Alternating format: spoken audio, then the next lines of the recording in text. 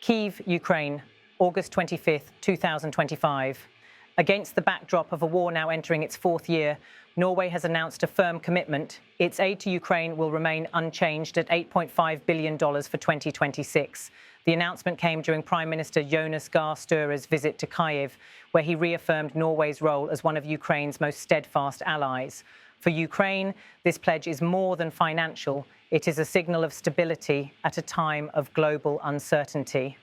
I have announced that Norway's high level of support to Ukraine in 2025 will be continued into 2026. So that means, translated into currency, you understand $8.5 billion in 2026, which I will propose to Parliament. Parliament has in the past unanimously supported our EU Nansen programme. That was the Norwegian Prime Minister speaking in Kyiv. The so-called Nansen Support Programme, named after famed humanitarian Fridtjof Nansen, has become a cornerstone of European assistance to Ukraine. It bundles military aid, humanitarian relief, and reconstruction funds into a single long-term package. In 2023, Norway set a precedent by pledging multi-year support rather than short-term allocations. This approach, analysts argue, has given Kyiv predictable funding and strengthened its resilience against both battlefield pressures and economic shocks. Støre emphasised that the proposal is not just financial bookkeeping, it is political. By locking in $8.5 billion, Norway seeks to reassure Ukraine, NATO allies and its own citizens that support will not waver, regardless of shifting global headlines. Kyiv has repeatedly praised Oslo's efforts. President Volodymyr Zelensky has described Norwegian aid as reliable and decisive. Unlike some European nations, where debates over continued support are heated, Norway's parliament has consistently approved the funding with near unanimity. The backdrop, of course, remains Russia's ongoing war. Since February 2022, Ukraine has relied heavily on Western allies to sustain its defence. While larger economies like the United States and Germany have delivered major military packages, Norway's contributions stand out in scale when measured against its population of just 5.5 million.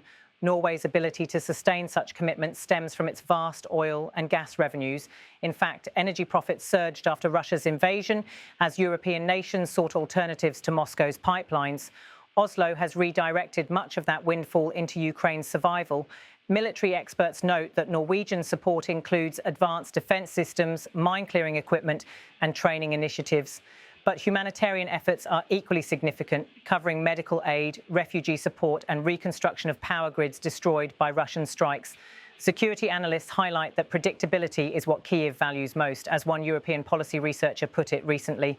In war, uncertainty is the enemy. Multi-year aid removes that uncertainty. Norway's decision reflects precisely this philosophy. Still, challenges remain.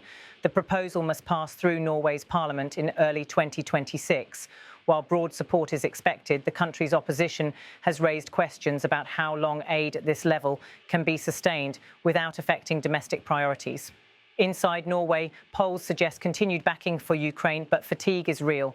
Critics argue that billions spent abroad could be directed toward healthcare or climate initiatives at home.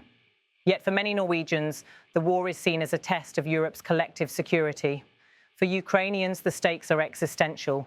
Each year of guaranteed support makes the difference between halted reconstruction and a future of hope. Schools, hospitals and critical infrastructure are being rebuilt on the assurance that partners like Norway will not walk away. As Kyiv continues to fight for survival and sovereignty, Norway's $8.5 billion pledge is more than a figure. It is a statement.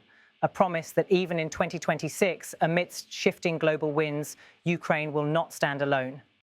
I have announced that Norway's high level of support to Ukraine in 2025 will be continued into 2026.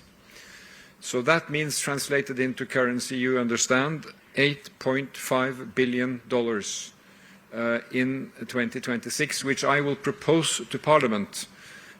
Parliament has in the past unanimously supported our Nansen programme.